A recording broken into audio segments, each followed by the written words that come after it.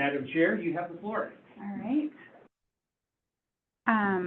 Well, I call the meeting to order and I guess let the minutes show that everybody, oh, even Marcy's here. All of our board members are present.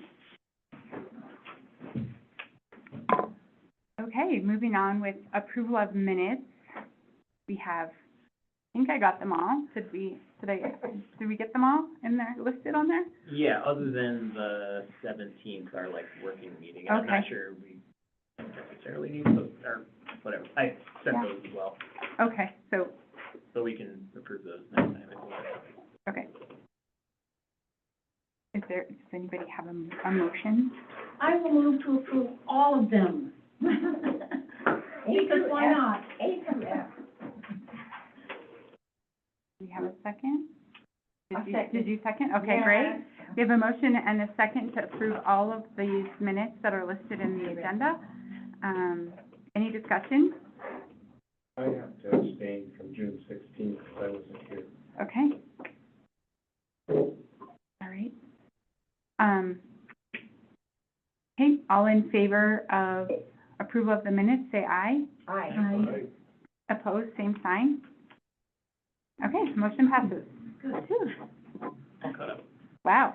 Thank you, Jeremy. Yes, thank you, Yeah, Jeremy. we'll try to keep it one at a time. Well, we were busy. We had lots going on. Yeah. Yeah, we were busy. Okay, awesome. All right, so, our one and only, item on our agenda is review, discuss, comment on community engagement summary and brownfield inventory and prioritization from the KSU tab. And it looks like Blake's here too, so.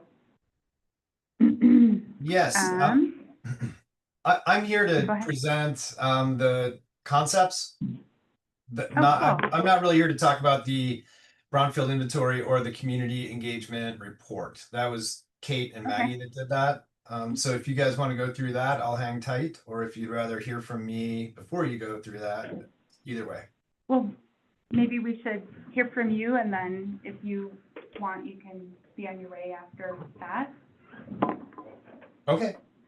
Yeah, sure. I'm happy to. Great. So I will share my screen. And let me make sure. No, not in there we go. Okay. To begin, I just want to I guess say that these concepts are really intended to give you options. So I did a variety of different alternatives, and they're structured around density, basically. There is for the south site, which is next to the fire station, there's a low density to medium density concept. And for the north site up here by the batch plant, I did 2 low density concepts, a medium density and a high density concept. You guys go stand around so we can see it. I mean, you can see it, okay? I can't tell where he's looking at, so maybe. Okay. Yeah. I'm just talking right now, but here, I'll zoom in to, how about that? And I will say that this is structured to go into a report, not really to be used as slides. So I'll probably need to zoom around a little bit as I'm presenting. So this first page of the report is really about the kind of an overview. You know, this is what the document contains. This first page was an executive summary. I have some strategy diagrams that I'll go through, character images to help you visualize what this could look like. I mean, there are so many different architectural styles that, you know, these don't lock you into anything, but they're provided to give you some idea of scale and relationship between buildings and civic space and streets and things like that. And then I have, like I said, a low and medium density concept for the south site and two low density concepts for the north site. One is called the Coots Park, the other is called Broadway Park concepts, and then medium and high density concepts. All of the options address the concerns and aspirations of the community that came out of the community meeting and the happy hour and the coffee hour and the meeting with the students and all of the ways that we engaged with the community while we were there. And then there are a list of assumptions there and design strategies that kind of go through all of the projects. First is that I approach this new development as through an urban design lens of creating streets and blocks. So this isn't just about plopping buildings in and not thinking about the overall structure of vehicular and pedestrian circulation, and also considering block sizes. Along Broadway, there is retail on the ground floor. The buildings always face streets or greenways, creating what's called eyes on the street in the planning community. So when you have people's residences looking out onto streets, it creates a lower crime rate. The research has been done to show that crime rate is reduced when you have eyes on the street or eyes on the park. All the streets have sidewalks. I have my assumptions here for parking standards. I won't go into those. Those are pretty somewhat standard numbers. I have some new streets that I'm proposing, and those have 60-foot right-of-way and 30-foot curb-to-curb widths. You can mix and match these concepts. So like if you wanted to take a low density concept from one side of Broadway and pair it with a high density concept on the other side of Broadway, you could do that. These are just here for you guys to work with and think about. Let's see. A lot of these other ones I'm going to cover in diagrams in a second. Oops. And then something that I think is really important to talk about is kind of an approach to understanding urban design that is based upon systems and that the amount of space you have on each site is always finite. And within each site, you have civic space or green space. Civic space also includes like plazas that could be hardscapes, but they're public spaces. Then you have the consideration of density, like how many units per acre and how much retail you have on the site. And then lastly, you have circulation and parking. So circulation is the streets, driveway accesses, and the area of ground that's covered by parking lots. And these things are all related to each other. So if you want more density, that means you're going to need more parking, which probably means you're going to have less civic space. If you want to have more civic space, that means you're going to have less parking space, which means you're going to have lower density. So as we go through these, if you find yourself saying, we need more green space in here, keep in mind that that has, a domino effect, that these things have to remain balanced. And then at the core of all of this is placemaking, which is the approach to urban design and landscape architecture that considers the authenticity of place, celebrates the history and past, and looks toward a hopeful future. And, in terms of the details of placemaking, I haven't, gotten a whole lot into that at the scale I'm working. I'm just working at 1 inch equals 100 feet. So it's more of a planning scale, but the spaces, I've created spaces where placemaking can happen. Any questions about any of this stuff I just ran through on this introduction slide? Am I going too fast? No. No, no Okay. questions. All right. So here are the urban design strategies I employed. I mentioned creating streets and blocks. So this is what the existing street grid looks like now. You can tell it's not really a grid, but it is a network. But it's very fragmented. You have some streets that don't go through, streets that don't connect one side to the other. So all the proposals introduce a new street at the north side of the west site and a new street or greenway at the south side of both the east and west sides. And this improves connectivity. You can move across this area in ways that you can't currently now. And that would also introduce crosswalks and potentially lighted pedestrian crossings to help people get across Broadway safely. And this also improves the overall connectivity of the community. It's easier to get, to major destinations like Coal Miners Park and the high school. and like the medical office, for example, but just improves east-west connectivity. And also potentially, I could see this improving wildlife corridors between this wooded slope on the west and Coal Miners Park.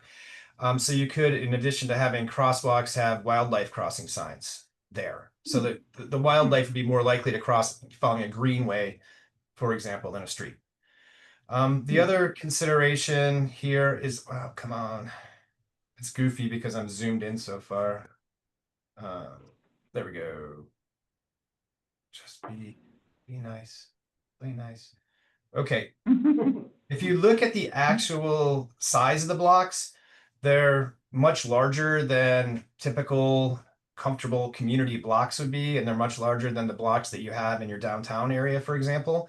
So you can see they're just oversized industrial scale blocks. So by introducing streets or greenways, it reduces the size of those blocks and helps make them more walkable. Also, it helps create with traffic calming. So when cars are coming in on Broadway, the more frequently there are intersections, the slower traffic tends to go. So that was kind of like a important overall big move, was to establish a safer, more connected set of streets and blocks. Okay. So some other design strategies were to place the mixed use functions along Broadway. So the red here is mixed use. So this is like the ground floor use. So like retail, commercial would be at ground floor along Broadway, and then the residential uses would be away from Broadway, except on the second floor and above, those could be on Broadway. But in terms of where the non-residential use, that's pushed against Broadway to create more of a streetscape and active and vibrant type of street.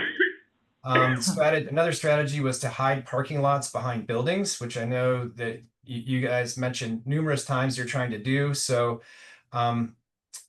placing parking out of the site of Broadway Street, especially, or Broadway Avenue, especially, but then also as much as possible using buildings to hide the parking. Introducing open space and green corridors. So there are some greenway trail corridors. Different concepts have different amount of park space, but to some extent, all the concepts have some park space. And then creating safe and comfortable pedestrian streets. So tree-lined streets, sidewalks on both sides of all the streets so that people can feel comfortable. They've got a little separation from moving cars by street trees, and it creates shade and seasonal change and habitat and all the wonderful things that trees create. Any questions about these overall urban design strategies? No. Okay. Really nice. So we'll start with the south site. So you can see it is most of the block up north of 2nd Street. And then this area we haven't really touched because the fire department has an idea for that. And I show what their idea is in these concepts, but we're just kind of placing their idea into these drawings. But one thing that you'll notice is the right of way. This is the right of way, or the property boundary for this parcel, is west of that grove of trees, those aspens and the evergreens that are through there. So those won't be touched at all through these design concepts. The new development will be behind those, which I think is probably desirable. So what I'm proposing for this area is an urban housing form called row houses. And row houses face streets, and they are parked in the back through alleys. And so each unit has their own 2-car garage. The units are 25 feet wide, so we park 2 cars in the back, and they can be 2 or 3 stories high. It's a very well accepted housing strategy because it's very efficient, and it's safer because there aren't driveways interrupting the sidewalk every 20 or 30 feet. It also puts the garages around back, so the view from the public street is just the front of a house with a little porch. So it's a lot more welcoming, it's a lot more inviting, it's more charming, and again, you're hiding the parking around back. So the first concept here is a lower density option, and it has 8 row houses right along here. I'll use the little hand symbol so it's easier to see my pointer. So right along here, there are 8 row houses that face onto Broadway. They're buffered from the street by that existing grove of trees. And then it uses that existing alley that's adjacent to the mobile home park as a back alley to park in a detached garage. So each of these units has a detached garage back here. And between the garage and the row house, there's a little backyard. So each of these units has their own little backyard, and it's not huge, but at least it's some private space for a garden or for a outdoors eating and a barbecue and all those things. And then here is the approximate size and location of the fire station. These slides, as I go through them, are structured similarly, where I'll show this little 3D model. Those are one of my GRAs. Both of my GRAs work together to create these 3D models. And so they created the existing buildings based on Google Earth imagery and photos to get the approximate heights. So I know it's not perfect, but it kind of gives you a sense of scale and how these units relate to context a little bit. Very nice. Yeah. So here you can see a little diagram of how that works. Here's the garage. Here's the little backyard. Here's the row house. Here's a little front yard and then a sidewalk. And that's pretty typical. In this case, there's, the right of way is along the front of the row houses. And then there's that kind of, it's basically like borrowed space. It's like a borrowed front yard where all those trees are, because that's the Broadway right of way. So with this concept, I won't go into all of this, but in the lower left of this sheet, you can see key features, advantages, and disadvantages. And I did that with all the concepts. And I think if I were to go through this in the amount of detail that it's presented in the report, it would take 2 hours. So I think what I'd rather do is just kind of go through it quickly in this presentation and then let you guys take some time to read it in more detail. So with this concept, there are 8 total units. The parcel size is 0.8 acres. So that's about 10 dwelling units per acre, which is a standard measurement that developers use to prepare their pro forma. And then FAR stands for floor area ratio, which is just a ratio between the total floor area and the area of the site. So here is a medium density concept for that south site. In this concept, there are no little backyards. Instead, there is a new alley that runs parallel to the existing alley.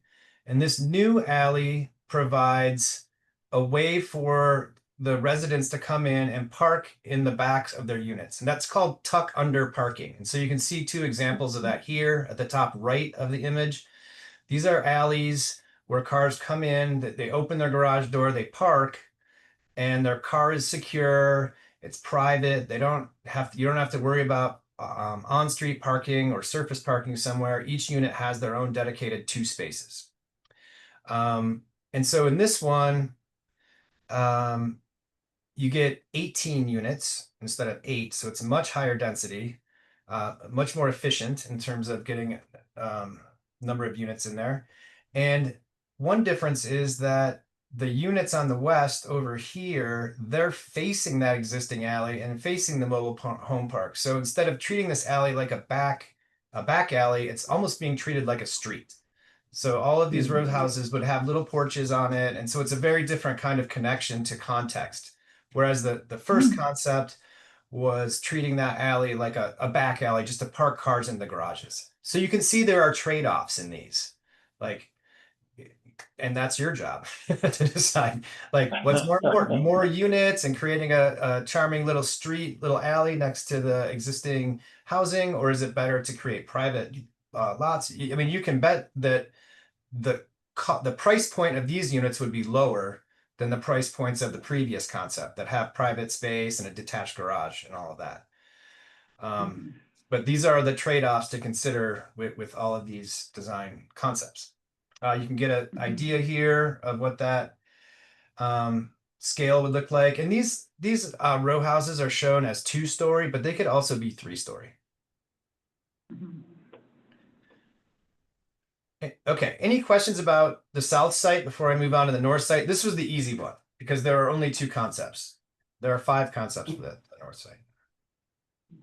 Blake, Yeah, I'm looking at cadastral simultaneously here. Is that the 2 privately held lots? I'm trying to look at all between first and, okay, I answered my own question. Yes, that's two existing privately held lots for those who are interested. Yeah. So Yes. That's Haystack on the north, Mhm. and, is Haystack both of them? I think so, 2 lots both held by the same person. yeah. yeah. Any other questions? Okay. So the north site is bounded by the medical office building and the car repair shop to the north, and the Alpine Inn to the south. And on the east side is the concrete batch plant, the salvage yard, the U-Haul storage area, the liquid propane storage, all that stuff. Here are some photos. You guys know what it looks like better than me, but it's always helpful to look at some photos. And one thing that I think this batch plant tower is really iconic, and through this whole process, I kept thinking about how that might be relocated somewhere as a placemaking feature to celebrate the site's history as an industrial site, which could be placed somewhere that's visible from Broadway. That could be like a landmark. Just an idea. And I haven't placed those in the concepts at this point, but I wanted to throw that out there. And that's kind of an outsider's point of view. You guys are used to looking at that thing every single day. But for me, and I talked about it with Maggie and Kate too, and they're like, yeah, that thing is actually really cool looking, like the industrial architecture of it. Okay, There you go. so here we go. These are some character images of what mixed-use buildings along Broadway could look like. So the upper left image is what Broadway currently looks like at the intersection with Beartooth Lane. And these 5 character images are different concepts that show 3 to 4, maybe in a couple of cases, 5-story buildings with commercial retail at the ground floor and residential above. And it represents different architectural styles. And the style, to me, that comes kind of later in the process. Right now, at this level of urban design, we're really talking about building massing, like how tall do you want it? How deep is it? How close is it to the street? All of those kinds of things. But, it helps, it really, I think, helps to see something like this so you can start to, when you look at the rectangles on the paper, you're seeing something in your mind of what it could look like. I created little like 5-second fly-throughs for these 3 on the right. So you can either click on this when I send you the PDF or scan that QR code, and it'll kind of fly you through Broadway Street to see a little bit more than the static image shows you. That kind of looks like you're gonna go through a little tunnel, and when you pop out at the far end, it's kind of like the mountain's gonna kind of jump out and boom, be there sort of a thing. Yeah, I will say that these, I worked with AI image generator to create these, and sometimes it does funny things like creates mountains that aren't really there. So when you go through the fly-throughs, you might see some stuff. Like one of these created a gondola. I don't know where that came from. But, Yeah, Maurice, it's just like you would not be seeing stuff, and then when you came out of the tall building, suddenly the view would be back. Yeah.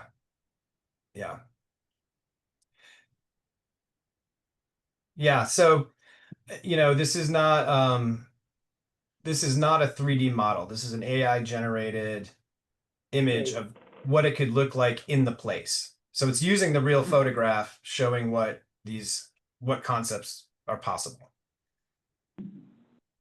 Any more thoughts or questions about this page?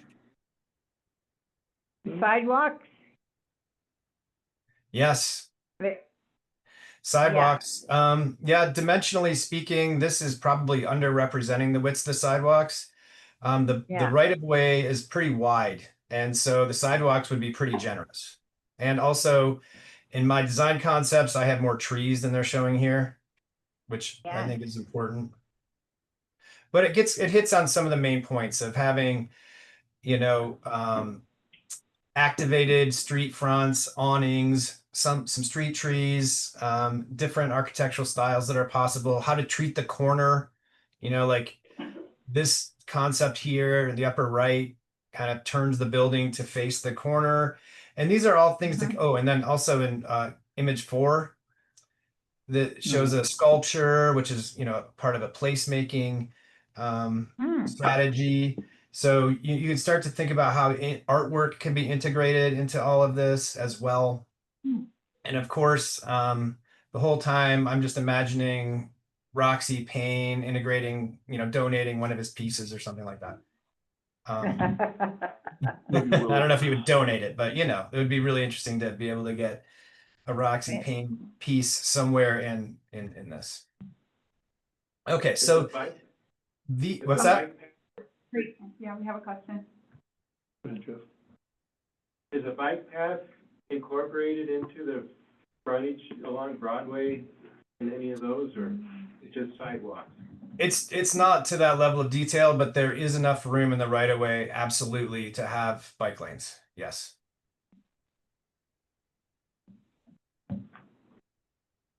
It's not illustrated in these mock-ups. These are really, yeah, character images that don't get into specific detail.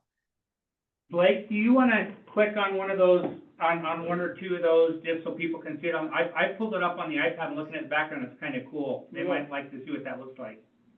Yeah. Because it kind of gets to Jeff's question about seeing the right of way there. I don't know why it's not, the link isn't working. But I can, here, give me 1 sec. I can get to it very easily. Just gonna have to do it different way.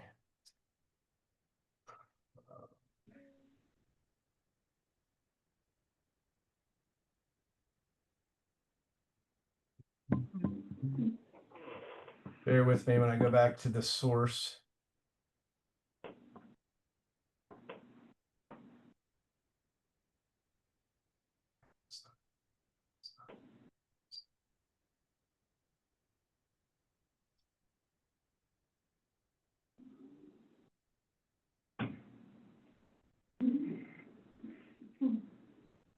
Feel free to just talk amongst yourselves. We're gonna get copies of this, are we not? Yeah. Yeah, I'll send it to you as soon as we're done with the meeting.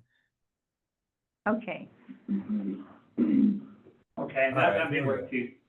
Yeah.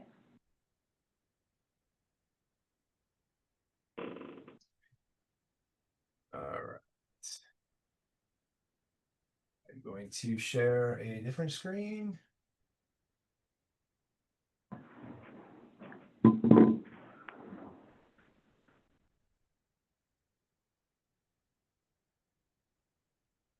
Oh, there you go. Cool. Nice.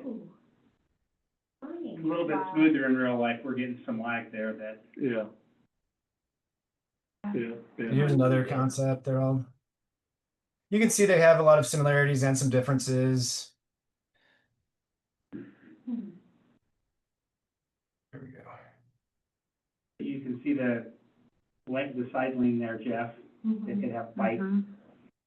Yeah. Okay. Well, that's something else.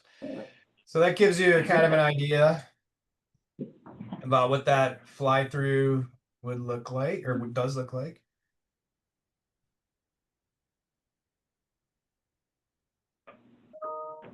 Any other thoughts on these?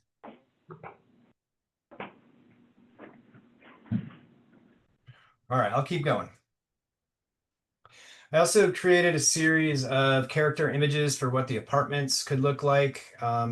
Not in all cases, but in some cases, the parks face onto, I'm sorry, the apartments face onto some kind of green space, whether it's a small park or a courtyard. Most of these images show like a park concept, but the one in the upper right shows a plaza, which a couple of the concepts have a like public space plaza where the apartments can spill out into it and be shared among the residents. And these again, architectural styles are representative of some contemporary ideas that you might see in the West, but that's like way down the road, in my opinion. Questions about these?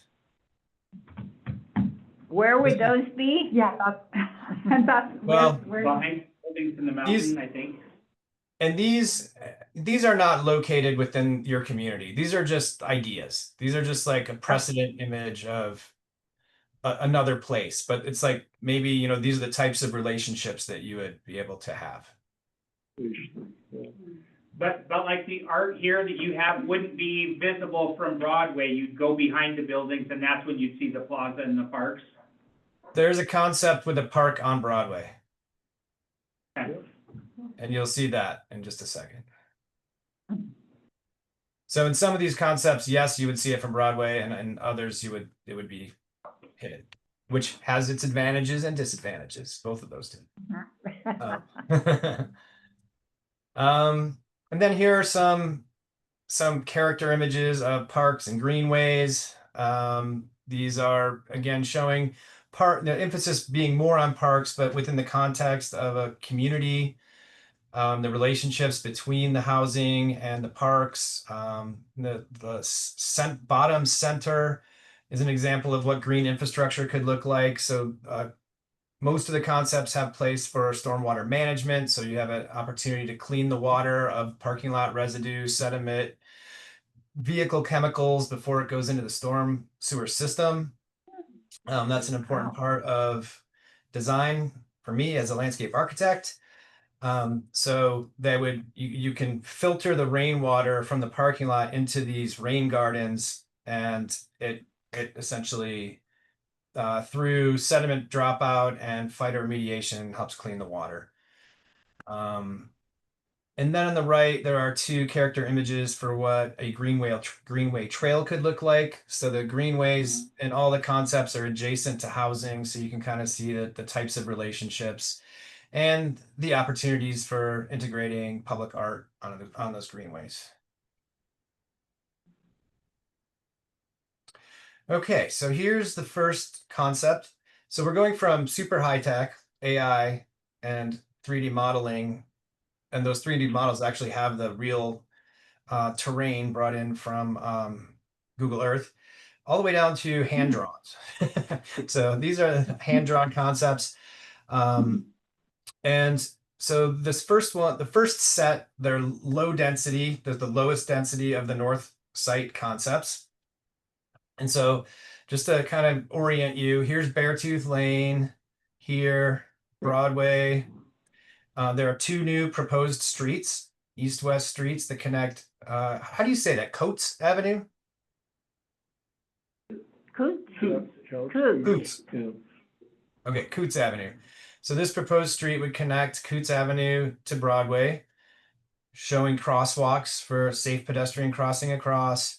Here's a proposed street doing the same at the south side of the area. You can see there's, as shown in the diagrams in the beginning, there's a concentration of mixed use along Broadway. And here on the west side, there's a surface parking lot behind this building, and that surface parking lot is sized to accommodate the retail commercial as well as the residents above. So if you live in this building, you park back here. There's a small plaza here, paved plaza, like the one that I showed with the umbrellas and the seating, where people who live in this building, or maybe there could be spill out from the restaurants, or if there are restaurants, it's a public space that could be used. Next to the parking is a place I called Coots Park, because it's next to Coots Avenue. And this is a public park that these row houses would face onto. these houses are served by a new alley. 9 of them face Coots Avenue and the wooded slope. The other 9 face onto the new proposed Coots Park. So essentially these units, they would have a little front porch and then they would just look out onto the park, which again creates a greater sense of safety, because then there are eyes on the park. People are less likely to be engaged in any kind of criminal activity if they feel like they're being watched. Okay, so then on the east side in this concept, this is a 4-story mixed-use building with retail commercial at the ground floor and then 3 stories of residential above. In order to make this work, this building's a little bit shallower. It's only 60 feet deep. In general, urban design that's mixed use, urban design buildings that are mixed use range from 60 to 80 feet in depth. So all the buildings that I'm proposing are either 60 or 70 feet deep. Mainly it affects the total retail square footage and also the number of residential units you can fit in there. So behind this building, hidden behind the building, there is the surface parking lot, again, serving the retail and residential. There's some green infrastructure in the middle of it, so you'd be able to drain the parking lot into that to clean the water before it goes into the system. Then there are row homes facing on Hagen Avenue and on both sides. On the west side of Hagen Avenue, these row homes would actually be served by an alley that's integrated into the parking lot. So if you live in this place, you would pull into the parking lot and then just pull into your garage. So again, parking behind, front porches on the street. So Hagen's becomes a residential street through here. Nice. Or not Hagen's, Hagen. Then there's a proposed greenway along the south side of the east lot. Sorry, yes, east site. And that would connect up with sidewalks on this proposed street on the other side.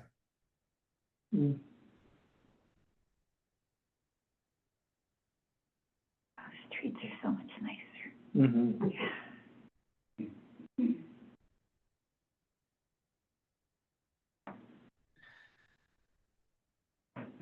Questions?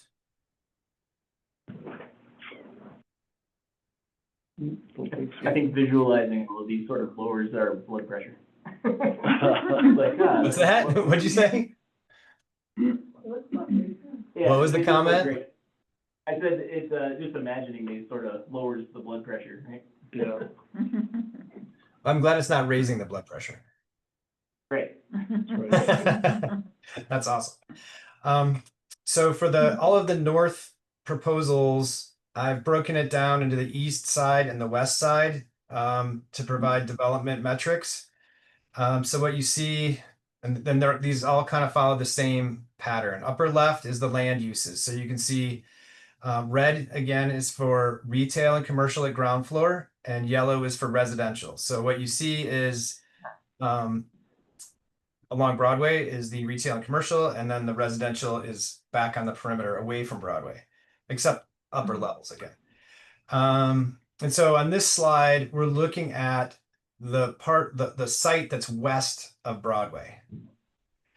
And so you can see a little 3D model here again that my students created to help give you some perspective of how it fits into the context.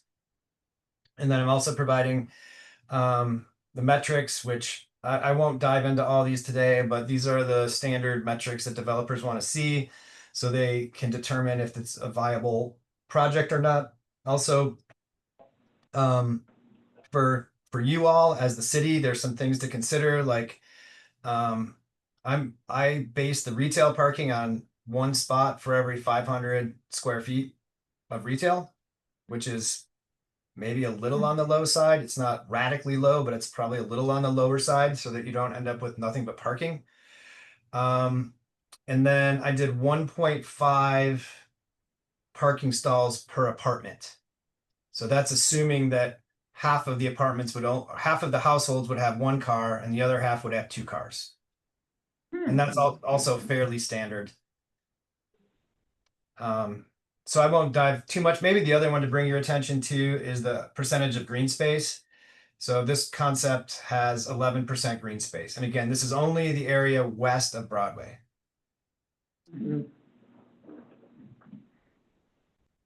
So then I have the same thing for the area east of Broadway. This area has only 5% green space, which is, you know, primarily the green infrastructure and the greenway.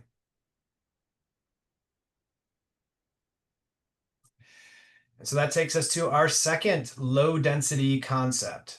In this concept, the area east of Broadway is exactly the same as it was in the last one. The only thing that's different is the area west of Broadway. And the big difference here is instead of having a park on the interior of the block, it moves the park to the Broadway area. So what that does is it creates a high visibility kind of opportunity for an iconic green entry feature so that people, as they arrive from the north, you know, they have, you know, there could be, again, public artwork. It's like the face forward of Red Lodge. What that did, however, is I took away retail and commercial from the ground level on the west side. Because it's so far from the street, it would be kind of difficult to activate the street. So this building is on the west side is a 3-story apartment building. And at the ground level, those apartments at the ground level would have patios that would overlook Broadway Park, again, creating eyes on the street. Also in this concept that's different is there's no street along the southern edge of the west side. It's a greenway. So you have a greenway that goes all the way from Coots, crosswalk across Broadway to Hagen. So it doesn't, you know, again, there's trade-offs. I mean, sometimes it's good to have vehicular circulation, but in this one, you know, all of these residential units in the apartment building would just be facing onto this trail, basically. Mhm. So I would say the big differences between the first one and this one of the low density concepts is this one has less retail and commercial, more housing units, and it pushes the park to Broadway, Mhm. which again has its advantages and disadvantages. As a parent, I have 2 kids in college now, but when they were toddlers, it was kind of nice to be in a park that wasn't next to a busy street. So you can think about Right. those concerns as well. I mean, so it's the trade-off is high visibility. It's an opportunity to make a statement. You're creating an amenity for all the residents. But, you know, with good design, you could probably keep the playgrounds up in this area away from the street. These are challenges that could be overcome, but they're things to consider. Mhm. And again, the parking is shielded from Broadway. It's not really shielded from this proposed street, but there would be street trees to hide it. Mhm. All right, I'm going to move on to the medium density, unless there are questions. Nope. Here are the metrics. So the density you can see is higher on this one than the other one. So here's the medium density mixed use concept. It is primarily focused on mixed use buildings. And they're 3 stories. They can't be any higher because even with those giant parking lots, they're maxed out. The sites are maxed out in these concepts for parking. So I would say the downside of this one is that there's a lot of surface parking. The upside is you get more units. Each of these concepts does have a park. This one I'm calling Courtyard Park. It's only a courtyard on 3 sides, but all the apartments would look down into it on those sides.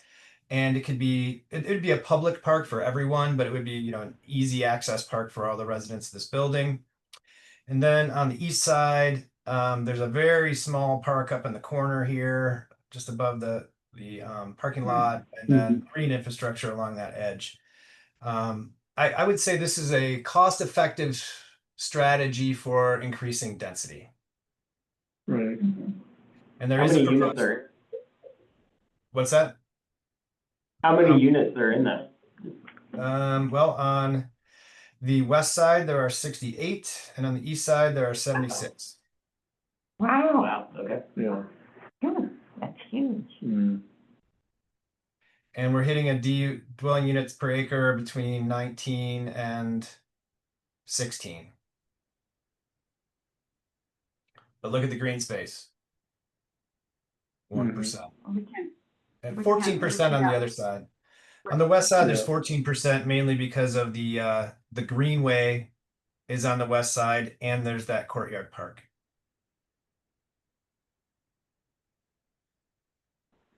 Okay, now moving on to the high density concept.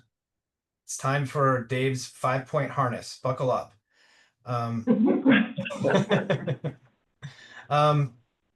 So I wanted to provide you an option of what it would look like if you wanted to go high density. These parcels are relatively small to go high density, but it can be done with an internal parking structure. So this is what we call a Texas donut. The one I'll start on the west. Sorry, it is the one on the west isn't quite a Texas donut, but it basically is. Both of these concepts on both sides of the street integrate parking structures in with the building. So people could drive in, park, and then basically enter the floor of the building where they live. So you'd have vertical circulation, elevators and stairs at each of these wings where it attaches to the parking structure. And the building wraps a resident courtyard. So this would be private space for the residents who live in the building. And these courtyards could include things like pools, barbecue areas, yard games, lounge spaces, shade structures, things like that. But amenities for the residents. And then on the east side, the parking structure again is integrated into the middle of the building. You can see the access to the parking structure here. It aligns with that proposed street, so it creates a perpendicular intersection, which the engineers require. And then there's also an entry off of Hagen. These are common urban design strategies for residential buildings with integrated parking. And so having a courtyard on both sides allows airflow to go through the parking structure. And then when you see these done, a lot of times there'll be murals or artwork on this garage on the side of the garage that faces into the residential courtyard. This concept does have some row housing on the east side of Hagen, and then also some attached housing that's on the 5-story parking structure. This is a way of basically providing housing and also hiding the side of the parking structure at the same time. This side of the parking structure and this side would be exposed to the street on the west, but you could again do green walls or murals or artwork that would kind of disguise that. There is a proposed greenway and a proposed street on the west. This is the only concept that has a proposed street and greenway on the west side. And I needed to do that because I needed to get access to the parking structure on both sides, and needed to align with the proposed street on the east. So that I actually left some space south of that proposed street to create a greenway. So one of the disadvantages, and I'm not sure what the market in Montana is exactly, but so the total density for this is 34 dwelling units per acre. Depending where you are, sometimes you need higher density than that to be able to afford a parking structure. But without knowing the market, and I'm not a developer, I work with developers, but with the high market rate price of units, and assuming that this is a mix of market rate and workforce housing, you may be able to afford parking structures. The developer may be able to afford parking structures at that at that density. But, you know, based on my designs, it would be hard to get density much higher than the medium design without going to structures or without significantly reducing the parking requirements. So here's the numbers. Total units, 128 plus 159, 290 units. And a fair amount of green space. If you include, I included those interior courtyards in the green space calc. So 22% green space on the west and 17% green space on the east. FAR, the floor area ratio, is much higher on these, 2.3 on both of them, actually. Which basically means you have 230% area of floor relative to the area of the site because it's 5 stories.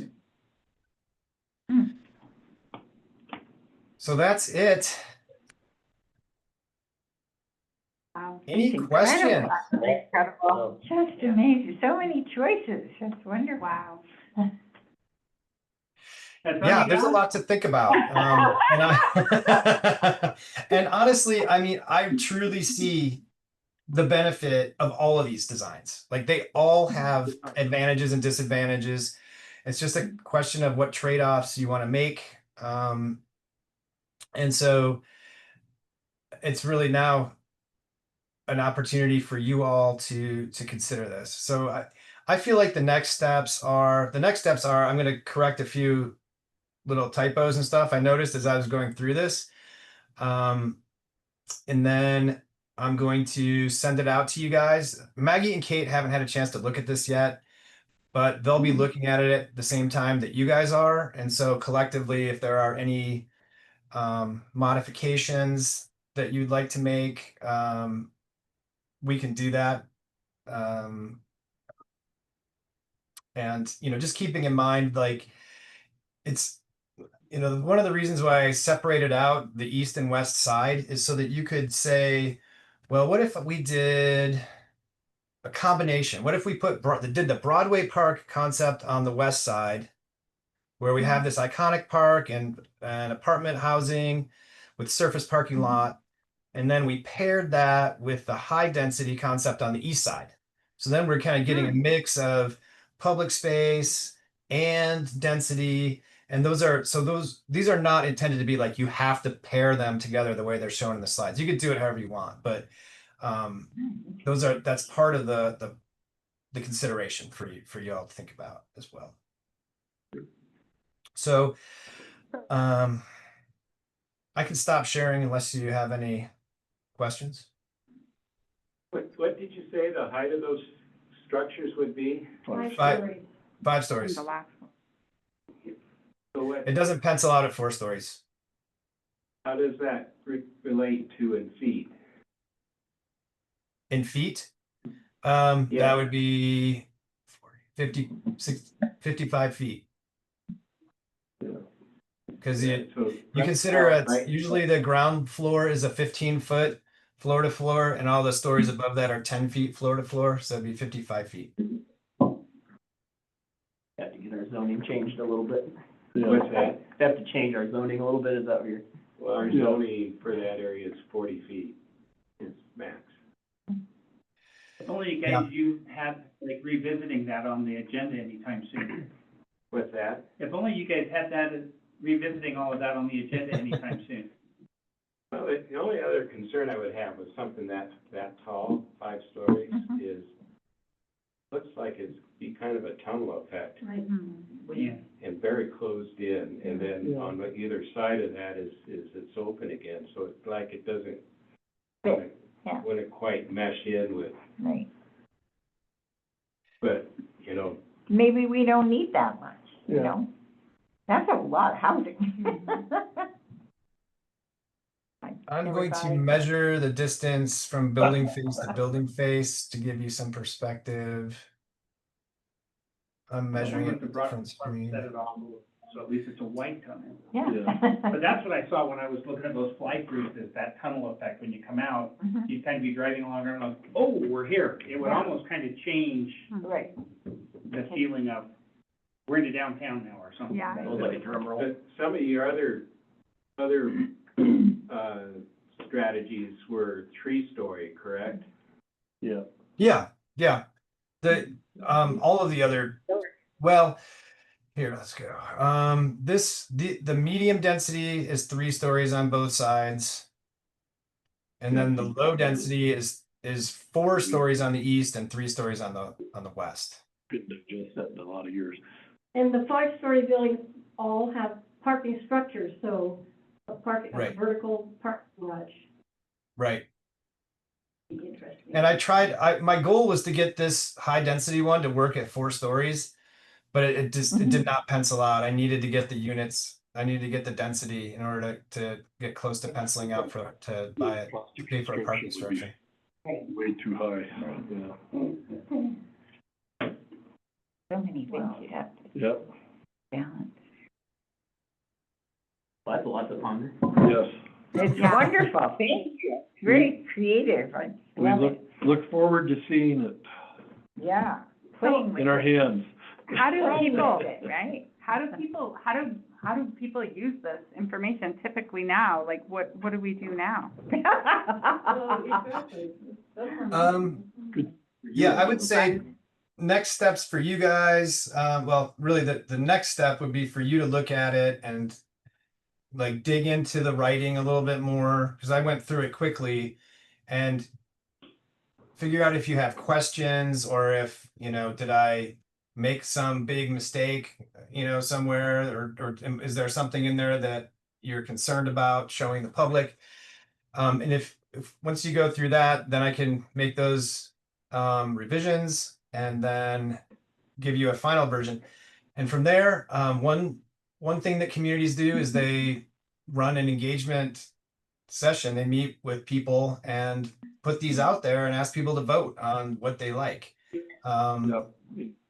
And that's, But that's let's say perfect, one. you get to the landowners and the real estate agents, or what do you do? I would put this in front of a developer too, Yeah, because, I put it in front of somebody who knows the market, and they may disagree with some of my assumptions, or they may agree. And either way, the biggest attribute of all of this is it's a conversation starter. It moves people off of zero, and yeah. Yeah. you can't ignore it. I mean, you can say you don't like it, but like suddenly people are talking about it. And Mhm. when you provide an optimistic future, it starts to get people excited. Yep. Yeah. One question I have right up front is the infrastructure cost of the different options for the city, for the, Streets, et cetera. well, not just that, the Like the the block. sewer and Everything, water, yeah, sewer and everything, water Because requirements. some of those might be different sized sewer mains, for instance. Right, true. but also the cost of all that, and do we have the capacity? Is that factored into your numbers that you've included in the tables, or does that assume infrastructure already exists? I have not factored any cost estimate at all. So Okay. I didn't address the infrastructure upgrades. That would be, Okay. I mean, as far as some of the infrastructure, there could be public-private partnerships. Some of it could be, you could create a metro district and pass along some of those costs onto the property owners, the people who buy these condos. That's a strategy developers use, so they don't have to pay for all of the infrastructure upgrades. I would say that some of the costs would have to be paid by the developers. Most cities, bigger cities, have tap fees to tap into water lines and tap fees to Yep. tap into sewer lines. And so the developer would pay that to the city to help offset the costs of those improvements. And for the public spaces, it's pretty common now to enter into public-private partnerships where the space is maybe a public park, but it is partially funded by the developer. And Those are becoming a more and more common approach, and maybe they're maintained by the developer instead of being maintained by the city. So there's like a certain level of maintenance that it gets that a lot of cities might not be able to afford or might not have the capacity to take on. So there are a variety of different development strategies out there. Yeah. And then, of course, you have the TIP district, which will help too. So maybe you guys all knew, my daughter just moved, that's what I was watching. She was walking home from her first day of medical school, so I was watching her Oh. walk.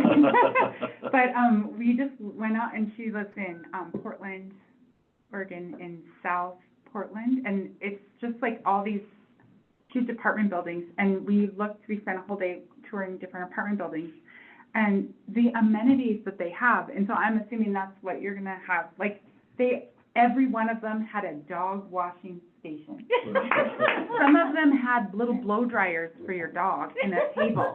And then bike storage, of course, and then like bike fix-it area, and they all had, most of them had like a coffee machine that you could just make your own free coffee, and then like lounge Wow. areas, and then outside barbecue areas and stuff, and it was like heaven. You know, like, it was so, because I always In think. heaven, you don't have to wash the dog.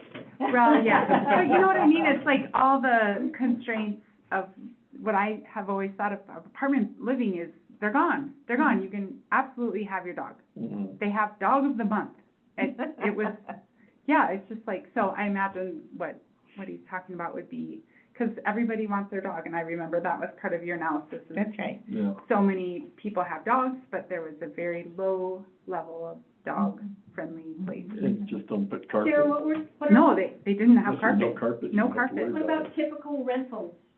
How much? Oh, so expensive, more than my first mortgage of my house. Yeah. So expensive. But it came with a dog washing station. But she doesn't have a dog, so, but that's okay.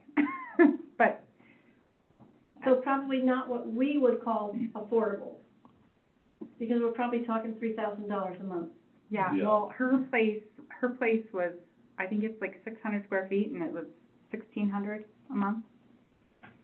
But It's a deal. there were, That's we cheap. walked by some- Yeah. we walked by some buildings, and I said, did you look at this one? She goes, oh, no, that didn't even show up on my search. That's very bougie.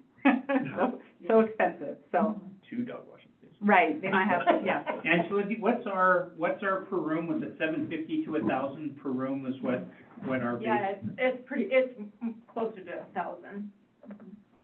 So for these concepts, I assumed for these concepts, I assumed 1,200 to 1,250 per unit, assuming that there are going to be some smaller and some bigger Right. for the apartments. And then for the row houses, depending on if you go 2 or 3 stories, it's like 2,000 square feet to like over 3,000, like 3,200. Wow. It's pretty big. And the row houses would be purchased? They Yes, didn't get yeah, actually they're considered single family attached housing. So each unit is owned by theoretically, they're owned by the occupant. I guess they could also be owned and rented, which I know you guys are fighting against that right now. But yes, they're single family houses, but your wall is just attached to the next unit. And they're vertical. Right. So if it's 2 stories, you enter at the ground level, and then you go upstairs to the 2nd floor or 3rd floor if you have 3-story. That's just like New York, the brownstones. Yep. Yeah. Mhm. They were pretty classy. The new Condos. townhomes Right. on the Well, south end different of kinds. town that they're building. They have the garage and. Blake, I'm very impressed by this. You've done a fabulous job, and Yes. you've given us a heck of a lot to talk about. Information. Thank you. And it also makes me think, you had talked about potentially coming back out to Montana, and I think that would be amazing to have you explain this all, because if one of us tries to explain it and then somebody goes cross-eyed, it could be terrible. You know what I mean? Like, somebody could get all offended about something and just attack us, and, I mean, no. that's We need the another worst dog case and pony scenario. show. We're used to that. But you know what I mean, like having a very thorough professional Mhm. explanation That's right. of this and make sure that the right people are in the room, that would be a huge, like, that really could make or break it all. Mm. Don't you think? Well, I would love to We come could do- back. It would be Yeah. okay by Zoom, yeah, but, Well, I think we should narrow it down a little Yeah. before we get to that point, Right. because there's a lot of options here, and I think we need to prioritize, you know, Yes, what oh, we- But definitely. it'd be interesting to have a meeting where you invited all the developers, you know, think of some of the names that we sit Yeah. down and talk to on a regular basis. We Yeah. come in and say, hey, guys. Now, some of those, the ones that are in light tech housing, they're gonna say, great, you get the land and give it to me, and then I'll go build that. Right. Mhm. And obviously So, there to are get- challenges that I didn't address in here at all, like property consolidation, like some of these parcels are owned by multiple people. Actually, all except for the south side. Both sides of the north side there are multiple owners that would need to be brought together.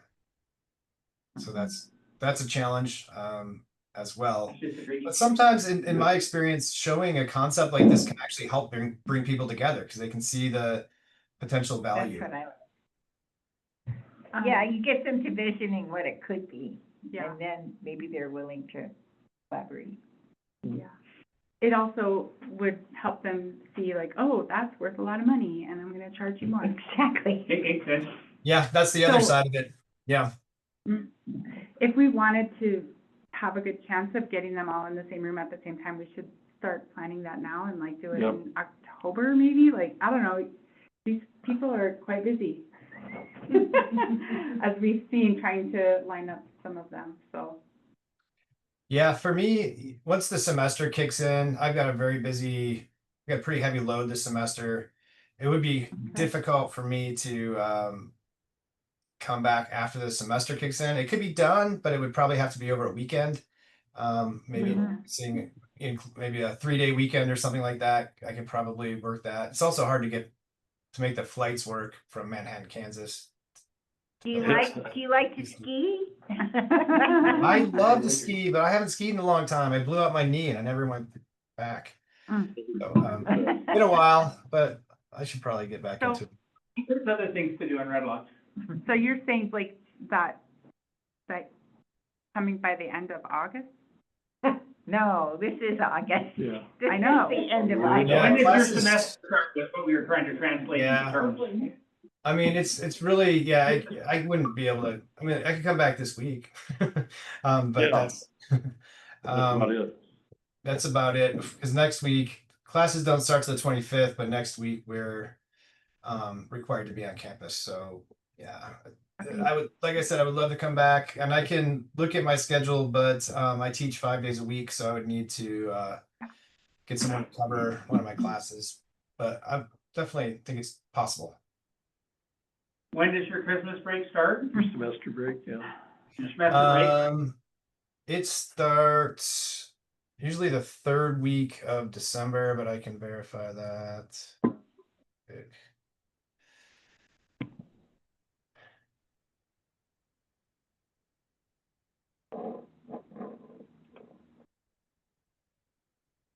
And how long? Yeah. Yeah. Yeah, I don't. I would be able to come back the week of the 15th. That's December December you're 15th. talking about? Yeah, December 15th. So that's a ways away. And you start up again when? In January? Well, I start, it's It's usually the Tuesday after MLK Day, but this year I have an unusual teaching assignment. I'm going to be teaching the spring semester in Italy. So, Nice. I'll probably be flying out of the country on the 20th, maybe even Yeah. before that, maybe like the 18th. So like the 1st or 2nd week of January could work. Yeah, there's like a month in there. Yeah. Yeah. Okay, great. Okay, that's wonderful. So we need to talk about that and So we also need to go through the report that Kate sent and get comments to her. Mhm. Before we switch gears, I have one small little request that I'd like to ask of you guys. So one of the, as a professor, working with communities is part of my job, and so is teaching, and the other part is doing research and scholarship, so that I can help contribute to the dialogue on brownfield redevelopment and community engagement and communicating ideas to communities. And so I would like to do a little research project in which I interview everyone on the board about what you just saw. Once you'll get a hard copy and everything, and Right. provide feedback on the strengths and weaknesses of this communication package and the design. So if you're all comfortable with doing that, I can go through the human subjects internal review board steps, which sometimes takes a month. And then if you're open to it, we can just do some Zoom interviews, getting feedback from you guys. Then I would write that up. Yeah. Yeah. Yeah, No objections here. Yeah. No objections. Okay. and we're all here. Great. Thank you very much. And Wow, do you want me thank I can stick around for the other part of the discussion, and I can answer any questions that I have answers to, and if not, I can pass them along to Maggie and Kate. Great, sounds good. Okay, well, wonderful. So we have to decide on let's just think about that, what we want to do with this Okay. and schedule, and then, okay, so does anybody have any comments on the materials that Kate sent? I'm gonna make a couple of quick comments, and then I have to bust out of here and go help close the shop. Okay, sorry about that. Yeah. It just looked like in my general overview of all of the results, there was a lot of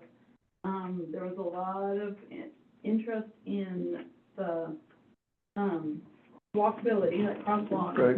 And then recreation, which I took as meaning trail. Mhm. But that also could be because that's what I'm interested in. But it was interesting to see how the community really, really wanted that, type of it. So in this integration of providing the trails and providing the walkability, is really huge in that area for sure. The other thing that just, I can't wrap my brain around, because there were so many comments about making it pretty or making it prettier. Yes. Right. So how do you qualify that? I mean, there's no, I don't understand how to make it prettier in everybody's eyes, because that's so subjective. It's not even remotely, like, if you see my yard, it's not the town yard. It definitely would not belong at the golf course. So I don't understand, like, going to somebody that owns a house and saying, you need to be prettier. I don't quite understand how we can do that I feel like without a definition of blight. I think a lot of that is greenery, trees and grass and people spoke to weeding, take care of the weeds and just make it look more welcoming, I feel welcoming a lot. put together. And a place I want to be, a place I want to look in, a place I want to see as I can walk through. So I think that is really important, and maybe it's not everybody's view of pretty, but it just feels good to have trees and green things. I feel like there's something about intentional, Yeah.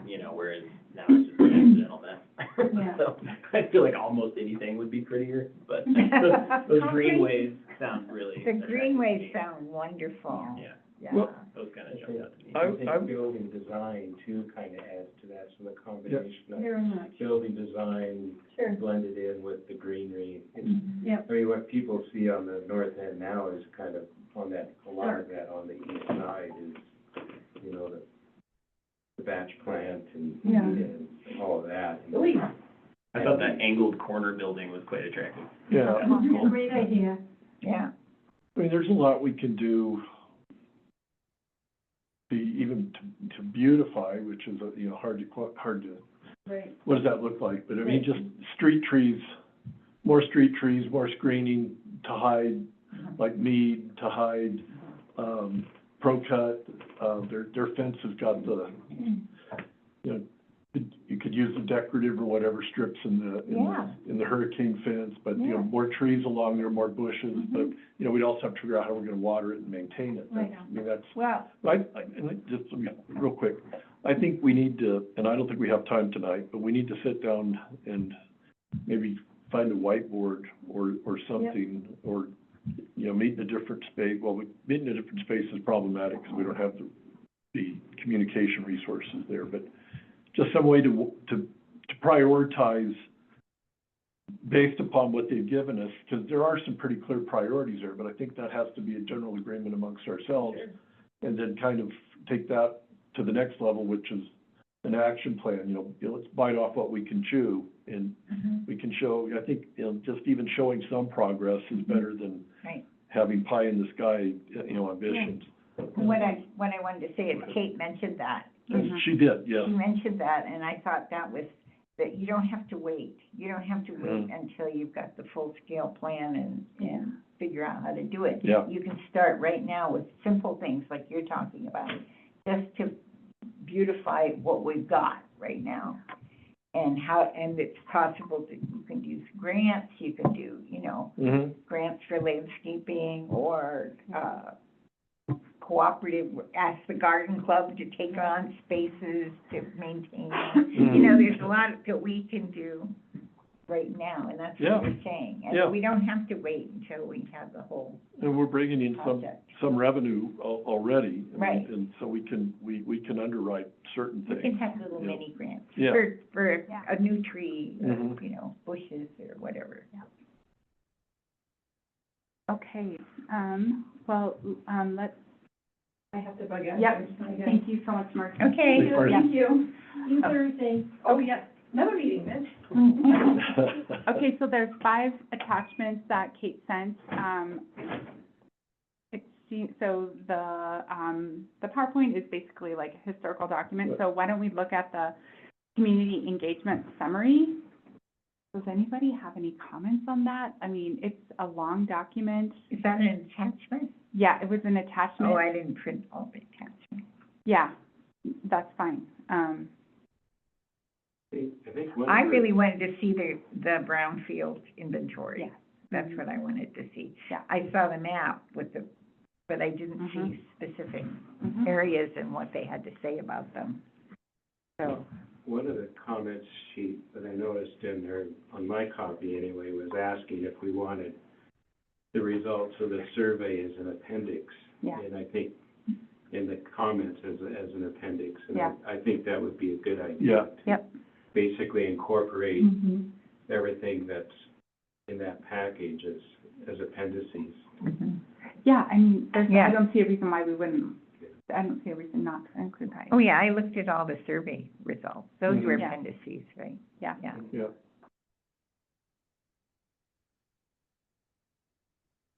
A lot of comments. I mean, I think it's a great, it's just so well Reference. done. Yeah, it's like, just we can like, pull stuff out of this Yeah. for all kinds of things.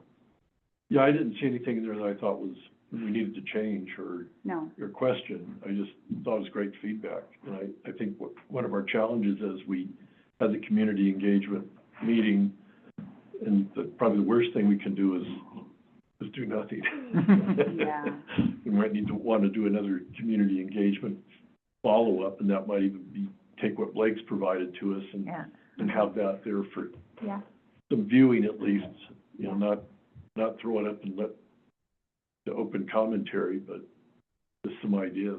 Well, people are already asking. Yeah, and they are, Yeah. So, One of the comments was kind of a negative comment and say, it's just gonna go on a shelf and nobody's gonna look at it. Right, Yeah, right, I right. saw that, I think yeah. we're gonna have to be really careful right. showing that we show progress and that we're responsive to what the community has communicated to us. The other thing is, a lot of what came out of this, community outreach effort really hasn't differed much from other community outreaches. It's, trails, walkability, workforce housing, those are all have consistently kind of risen to the top as far as the community's concerned in terms of what they see as priority. But I have a kind of question for everybody. Does everybody feel that this is in a format and thorough enough that we could actually present it as it is to, because I'm thinking that the next step is the planning and zoning board members need to see pretty much all of this, because without their buy-in, we're just, We're dead in the water. we're spinning our wheels, Yeah. So. I think that all of this is great for planning and zoning. That- It would be nice to have something that's a little more concise. That's what I was like thinking. the survey results Right, for the general public, just to be like, Yeah. here's what you all thought. right. Yeah. I'm thinking like, 2 or 3 pager max. Well, there was a Executive nice summary. summary in there. Yeah. Yeah, There was a nice summary that Kate presented. yeah, so that's something that maybe we could. We could put in the newspaper. Yeah. Yeah, I think, if you include that in your comments, we could have a member of the tab team do some infographics that would really, like very visually engaging sheets that would summarize all this. So she specializes in that. So we could, if you include that in your comments, we could provide something like that. That'd be great. Yeah, like I do think the word clouds are great, people would love to scan. Mhm. Oh, yeah, Yeah. we're good. And one impression I got in general from reading everybody's comments was people care about this community. Oh, yeah. And that's huge. Yeah. And that's how we can promote this, Mhm. because Mhm. people really care. They Yeah. do. Yeah. They cared enough to make comments. So. Even the Yeah, naysayers. and thoughtful, other than the one that just wanted to be told what to do. I'm trying to take this to that next step, I'm going to how to get beyond zero. So it's like, hey, developers, here's all our feedback from the community, here's a design that was built based on that feedback, here's some ideas that, as stuff that would be backed by the community if you built by extension, kind of, there's a 3-step hop there. Mm-hmm. So, okay, finishing off the comments on the Kate's report. I'm hearing, we do want the results of the survey included. It's consistent with other feedback. It'd be nice to have a shorter summary. Infographics would be amazing. Yep. Yep. Other than that, we don't really, it's so nice. It's just like so well done. Like, here's all the things that we did, Great. Yeah. that blow was by great. blow, and I'm like, oh yeah, I forgot about that. Yeah. A lot Mhm. to it. Yeah, it was a real good summary of Yeah. the process Really It good. was. that we used and followed and, really read like a trip report more than anything. Uh-huh. Yeah, right. Yeah, totally. So, yeah, I thought it was pretty well done. And I don't have any comments in terms Yeah, content. of improving anything. Yeah. No, I'm the lost how to improve it, so. Okay, great. I'll pass that on, couple things to Kate. Okay, so do we want to talk more about when to have Blake come and present, or how do we make that decision? I feel like I really want to hear what Angela has to say, because I feel like you. Well, I mean, I'm not a part of your group, so, You're- what I workforce feel, housing, though. what I feel is, like Joanne and Perry were saying, get on a whiteboard over at the foundation and start, kind of going through and really thinking about what size, I mean, What some size? of those those high density ones are probably just too They're much for our overkill. community. Yeah. Right. So, and that way you can, start checking off things, and then you can maybe, pick Good this idea. and this and see what balances out, but I think that's important. Mhm. And I think once that you have that, I think it would be very important to have, a gathering, for our developers, Mhm. people that we know that are very much, on board with our community, and maybe other people that want to come in Yeah. and share their thoughts too. Mhm. So I think it's, I think that's super important. I think there's a lot of work to do, but I haven't seen the reports or anything. I haven't seen those. I'm curious about them, but, I think it's a great idea. And, you know, these guys do a great job at presenting, and, but I think once you get it more narrowed down, Yeah. I think we want to narrow it down before we share it with Yeah, the community. Yeah. So, okay, maybe we need a committee to plan that. You know what I mean? Like, what does that look like, that conversation to? well, I guess, you know, just with what we're trying to do with housing, you know, that's a lot of units. I mean, if there was a way to do, you know, even 32 units is gonna be huge. You have to remember, and this is something that we've set our city, the city of Red Lodge and the Foundation CDBG planning grant on hold because of all this. But one of our what we really want to find is what, you know, what is our need? How many units? How big are they? What is the income? You know, what are we looking to serve? And I think that's a big piece of it. So, and like I said, I feel like you could definitely start scraping some of this stuff off, which Right. is all important stuff. We have to start somewhere. Oh, yeah. But I think that's a good start. But I think when we get the report, Blake said he had, you know, advantages and disadvantages Yep. for each one Yep. mapped out, and Yeah. that's gonna help determine, Yeah. you know, how we narrow it down. But I definitely think we have to narrow it Mhm. a little bit. Absolutely. So, And I think talking about what's the current growth of Red Lodge? Are we looking at 100 more people next year, 5,000? I don't know. What did we And have what's our- last And how year? does that compare to our current housing stock? Right. Couple hundred, but that's more than several decades, but I'm kind of, I, that same thing, I'm looking out ahead. Words I hate to say in Red Lodge, but if I look at Jackson, or I look at Big Sky, or I look at some of those, Whitefish. how do we get ahead of that Right. Yeah. Well, what was peaceably? our 2022 study that we did? Yeah. It was a Carbon County study, you know, Yeah. when we ended up with the Roberts property and then, Mhm.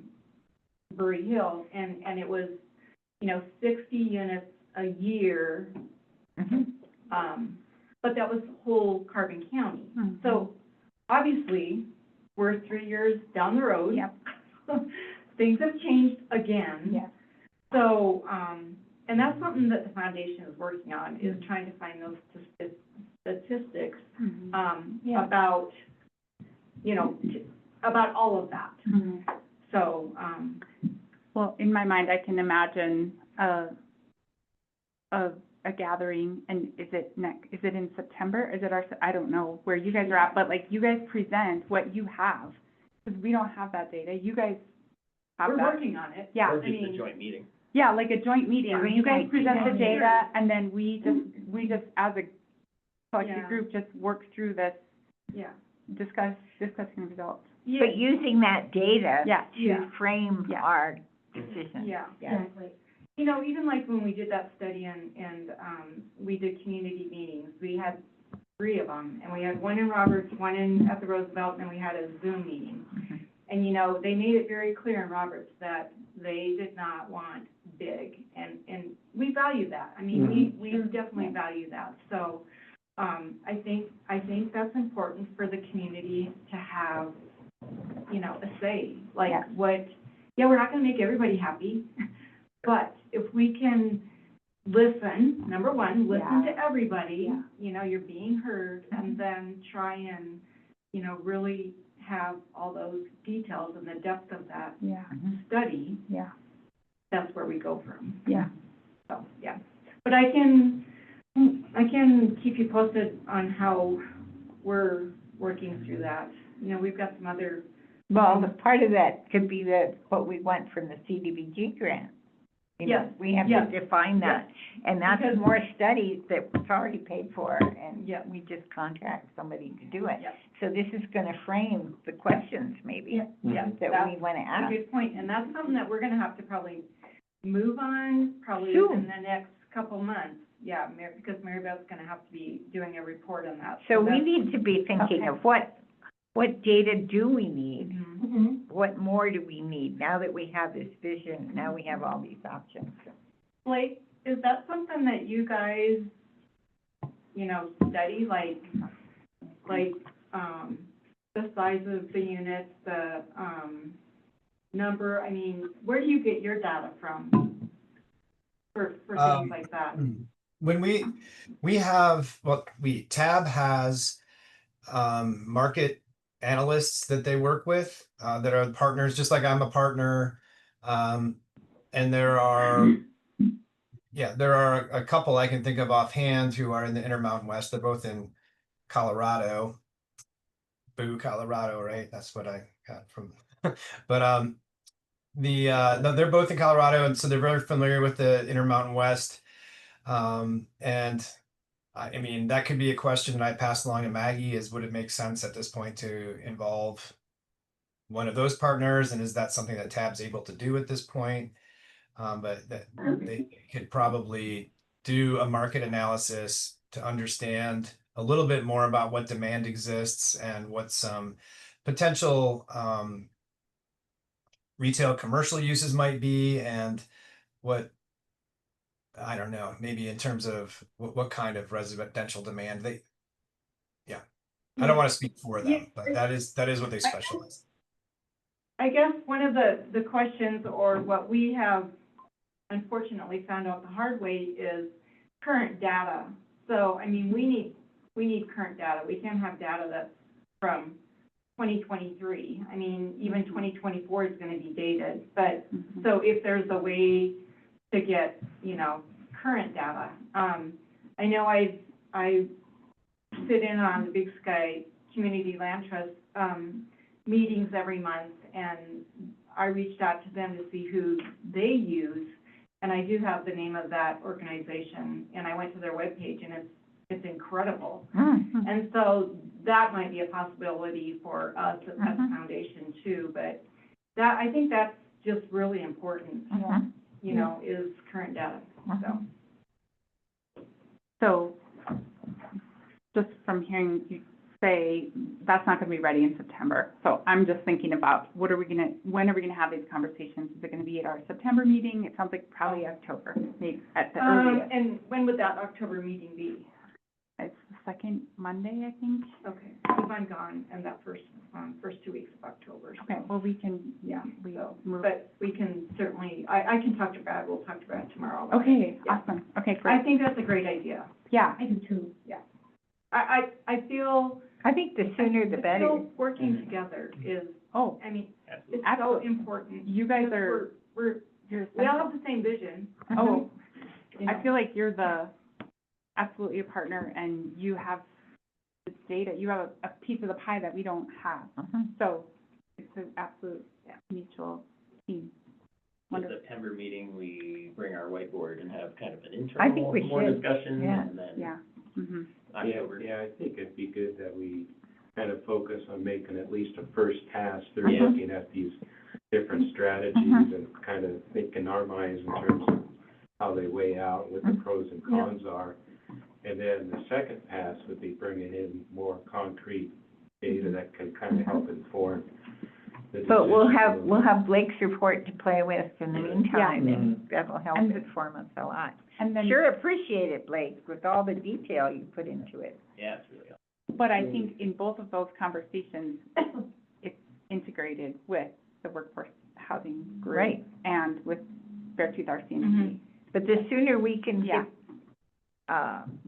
what we want from the CDBG grant, we have to do a scope of work Well, that's maybe, gonna be really helpful to us. maybe you can share Blake's and Kate's information with us, and Mhm. Brad and I can, you know, read through that and see what's there and kind of have a, Myrna's on that.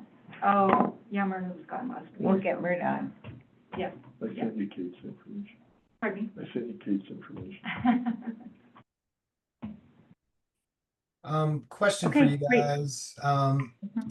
If I were to make those little editorial revisions that I noticed that need to be done and get this report to you tomorrow, how fast do you think you could respond with comments? I guess the reason I asked that is I still have 2 students at my disposal right now. Once the semester starts, I still have GRAs that can work on it, but it would be if it can't happen until the next URA meeting, that's fine. It would be good for me to know that. Oh, we could do it sooner. We can do our Well, and if you guys wanted to review it and then have a comment. ad hoc meeting in a couple of weeks too. Right, Yeah. that's a good Talking idea. like a week. Yeah, I think that's a great idea. Yeah, so, too. But yeah, if you get it out, I think we can do individual comments. Okay. do you all, I'm pretty much not able to do any other meeting this week, but like next Tuesday, do we need to meet? Do we just, I think it's helpful, yeah, I think, because I think then we Yeah. share ideas, yeah, whereas just individually sitting at home thinking, well, I totally agree. I think I agree with you. we get better energy when Yeah. you're face to face. Right. Yep. So, Monday? okay, so Let's see. I can't be there on Monday, but it's fine if you all could meet and have the conversation. I could just share And that would be the what? Monday the 18th or Tuesday the 19th. Monday, the 18th is Sustainability Board meeting at 4 to 5. The 19th, which is Tuesday, is Resort Tax It's wrapping from 5 to 6:30. It's wrapping So up. we met Later. at 5:30 or even 6 on Monday the 18th. Yeah, 5:30? Yeah, I can do that. I'll try. okay. You know what Yoda says? The 18th of Yeah, August, August right? 18th. Yeah. Yeah. What did Yoda say? Yoda Midwinter, says you there leave. is no try, there's only do or not do.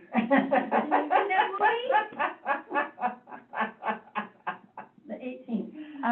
Okay. Dave, do you think meeting at 5:30 is okay? Are we gonna shove out the getting their business with Where are we gonna be? sustainability? I think we should be right at 5:30. 5:30. They meet from 4 to 5. Okay. So if we're They're scheduled from 4 to 5, but in fairness, we're only scheduled for an hour or two. So Yeah. that- And here it is. an hour and a half, okay. Was that my out loud voice? Sorry. And Special meeting, if okay. you need to, you can always probably go to the foundation. Right. They have whiteboards and. Well, we want to be a public meeting and be able to record it Oh, and, sorry. But, no. but We can still do it there. they have that capability at the foundation. We would just log in there. Absolutely, we can do that. However, this meeting on the 5:30, we don't need that. We're just discussing comments on Blake's thing. Okay, So 5:30 to 18th is what we're going for? yes, mhm. Okay. And then if you guys want to try to set up a meeting with all of us for 2 weeks out, would you mind taking the lead on a doodle poll or something? Well, for 2 weeks out, could we just do that for our official meeting? So that would be the 8th. That would be the 8th of September. 2 weeks out would be the week of the 25th. That would be August, Okay, 2 weeks. okay. And would that be like an instead of? So the thing to be aware of on your Google poll, Blake, just so you know, Tuesday is shot with city council meeting for anybody who's involved that. Wednesday is planning board meeting. So Monday the 25th would be an option, and then that's something to go to, do you combine those two rather than? Instead of the 18th No, separate from the 18th. Another. He's suggesting a meeting. with the whole So team. Blake, what would be? Or is that individually that you're meeting for your follow-up project? Let's see, I have class on Monday evenings. Yeah. So Blake, tell me what the purpose of the meeting is with the three of you. Oh, I thought that was something that you guys said you wanted to do to provide, but I guess I don't need that. If you're able to No. meet without us next week and provide written feedback, that's perfect. And then we can just give you the final Yeah, we don't, yeah, we're gonna meet on the 18th at 5:30. And we will, talk about, your stuff that you're sending us, Blake, and we'll get you feedback that night probably, so. Okay, awesome. And Kate did request, comments by the end of this week, but it sounds like you'll be able to do that well before that, yeah. Yeah, yep. Okay, awesome. Well, I will make those little revisions and send it to you tomorrow and look forward to hearing your feedback. Great. Okay, Unless you have anything else for me, I'll sign out. okay. Thank you very Super, much. Thanks, thank Blake. you. Bye. You bet. Thanks, for guys. everything. Bye. Whew, Wowee. Thanks for happening. that was a lot. Okay, let's get through the rest of our agenda. Any old business? No, none. Treasurer's report.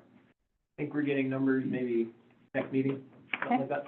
Yeah, we put in a request on Friday, but we did not get it back yet, so. Okay, any written correspondence? The only thing I had was from Marcy, but she shared it when she showed up. Okay, other business? Okay, adjourn. Yay. Okay. All right.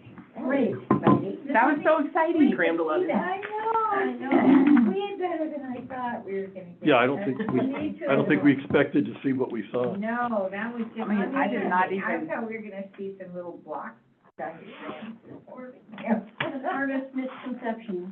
Yeah. That was so cool. Got some, lots of percolating. Lots. Except the people part of it. Angela, have you been following the I like the first condos one. on the south end of town? The row Not really. Yeah, I guess they halted Porches and, But that's. finishing what they're doing, but they That's haven't not sold gonna it, be done. so they're. no, because it's too expensive. Too expensive. Right. And when That's if just- people are buying these. I know someone that lives right by there, and Appreciation. she's been busy in the year of the I have a couple contractors, friends but who I live guess in the other, affordable housing in like, Jackson. Oh, I know how They're you gonna live with this. stop work. We do it all the time. Yeah. You How have about these those restrictions ones and across you have, from where Milton community land for, Yeah, for yeah. either city or. I don't know what they're doing, you know, the ones, you're talking about the ones right behind the lupine? Yeah.